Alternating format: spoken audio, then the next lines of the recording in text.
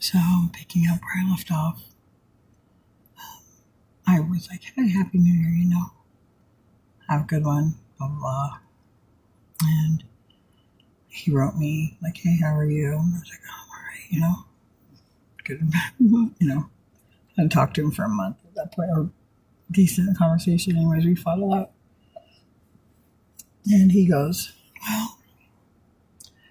well, fireworks are messing with me. And I was like, well, where's your better half? Yeah. And he's like, getting drunk. I'm like, I figured. That doesn't surprise me. When somebody is, obviously, am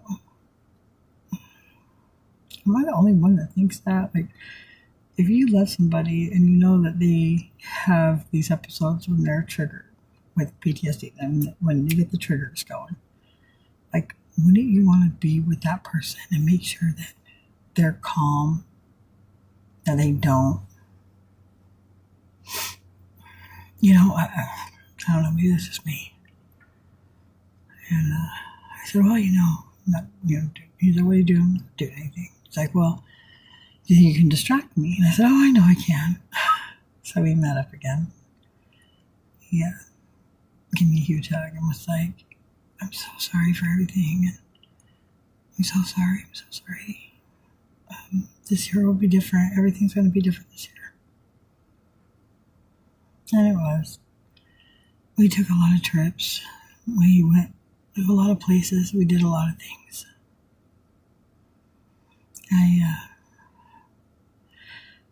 After watching him, he would slip into these episodes. It's just me raising my voice, just me yelling, like pissed off about something stupid, and not even at him.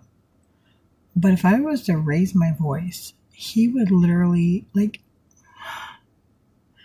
he had cowered away from me and was like this, like shielding himself and apologizing.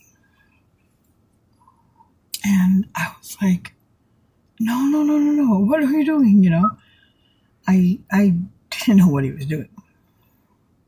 But I observed this behavior, and he didn't remember what happened during those times, he said. And he didn't understand. And then if I got upset about something, he would lower his eyes and apologize, and would look at me. Flipping his face up, so he'd look at me.